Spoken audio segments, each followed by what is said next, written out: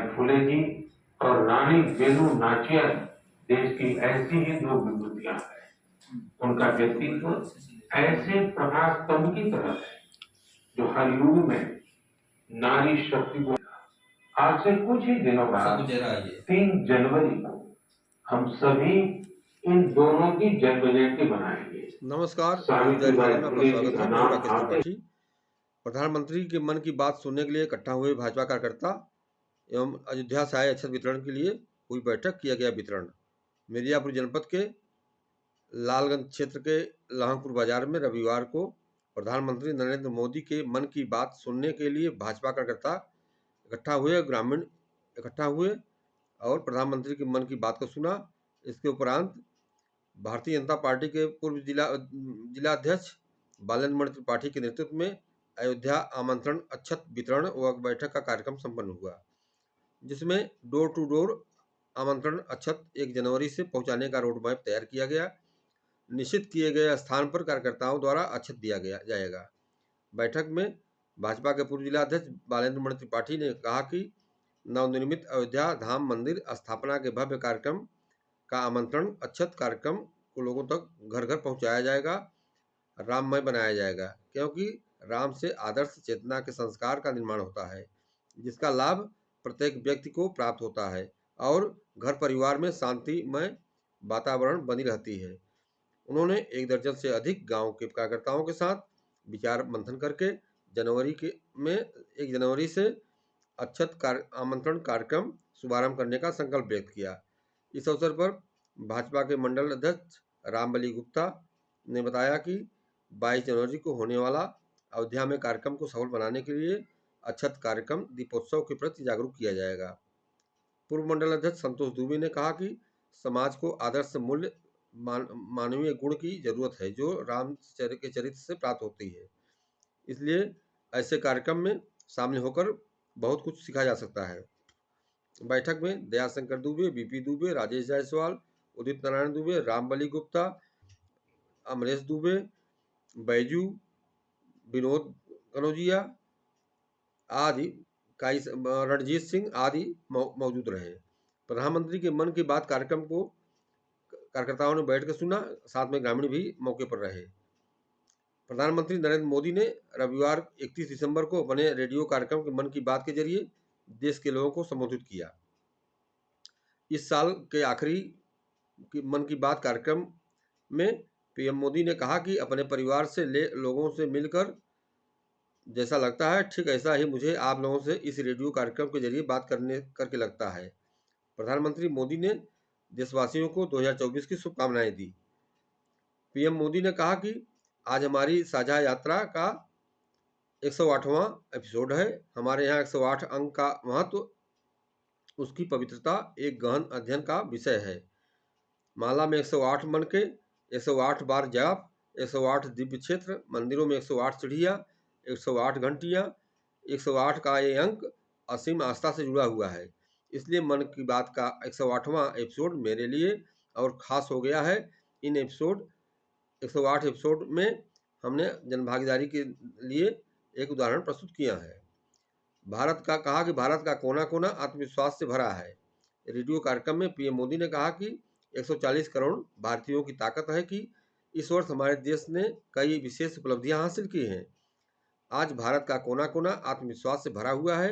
विकसित भारत की भावना से, आत्मनिर्भरता की भावना से ओतप्रोत है। पीएम मोदी ने कहा कि 2024 में हमें इसी भावना और मूवमेंट को बनाए रखना है।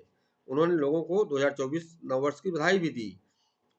प्रधानमंत्री नरेंद्र मोदी ने कहा कि भारत को इनोवेशन हब बनाना इस बात का प्रतीक है कि हम रुकने वाले नहीं हैं। 2015 में हम ग्लोबल इनोवेश रैंक में 81वां स्थान पर थे। आज हमारी रैंक 140 है। उन्होंने बताया कि इस साल भारत में फाइल होने वाले पेटेंट्स की संख्या ज़्यादा रही है, जिससे करीब 60% घरेलू फंड के थे।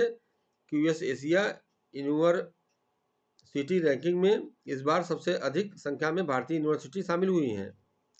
प्रधानमंत्री नरेंद्र मोदी ने बताया कि भारत के प्रयास से 2023 को अंतर्राष्ट्रीय बाजार वर्ष के रूप में मनाया गया। इससे इस क्षेत्र में काम करने वाले स्टार्टअप्स को बहुत सारे अवसर मिले। फिजिकल हेल्थ को लेकर दिलचस्पी जिस तरह से बढ़ी है, इससे इस क्षेत्र में जुड़े कोच और ट्रेनर्स की मांग बढ़ रही है। उन्होंने बताया कि आज फिजिकल हेल्थ और बेहतर स्वास्थ्य की चर्चा तो खूब होती है, लेकिन इससे जुड़ा एक और बड़ा पहलू है मानसिक स्वास्थ्य का। प्रधानमंत्री नरेंद्र मोदी ने बताया कि भारतीय क्रिकेट हरमनप्रीत कौर ने उन्होंने बताया कि नियमित एक्सरसाइज और 7 घंटे की पूरी नींद शरीर के लिए बहुत जरूरी है और फिट रहने की मदद करती है। इसके लिए बहुत अनुशासन और निरंतरता की जरूरत होगी। जब आपको इसका रिजल्ट मिलने लग जाएगा तो आप रोजाना खुद ही एक्सरसाइज करना शुरू कर देंगे। हरमनप्रीत ने शरीर के लिए बेहद डाइट की भी बात की।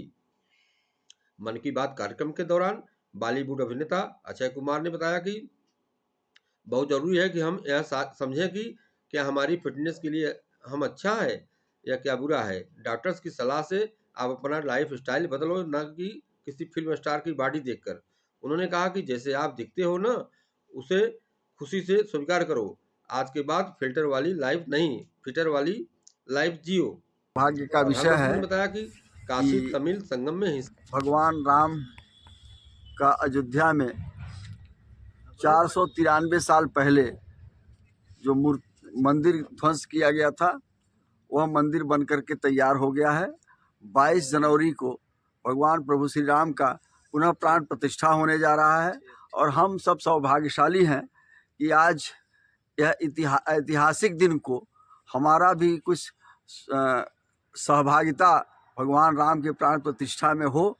इसके लिए हम लोग यह अयोध्या से आया हुआ अक्षत यह हम घर घर पहुंचाएंगे और सब लोगों से आग्रह करेंगे कि सब हिंदू 22 तारीख को अपने ही घर पर अयोध्या मान करके और भगवान राम के प्राण प्रतिष्ठा के उत्सव मनाएं और अपने गांव के मंदिरों पर भजन कीर्तन करते हुए उल्लास के साथ यह ऐतिहासिक दिन का उत्सव के रूप में मनाएं और उसके बाद 22 तारीख के बाद फिर अयोध्या जाकर भगवान राम का दर्शन करें। यह हमारे लिए सौभाग्य का विषय है। आज के दिन हम आपको इस शुभकामना देते हुए आग्रह करेंगे कि हमारी अधिक से अधिक भूमिका हो, एक भी घर छूटने न पाए, प्रत्येक हिंदू के घर हम अक्षत पहुंचाएं।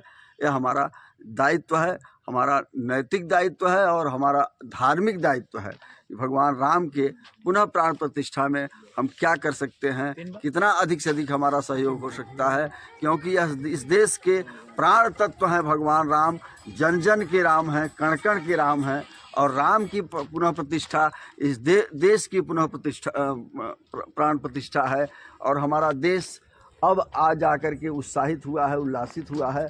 हमारा देश विश्वगुरु बनेगा। इस 22 तारीख के बाद हम उस तरफ बढ़ेंगे जिसमें हम पूरे विश्व का मार्गदर्शन कर सकें। बहुत बहुत धन्यवाद।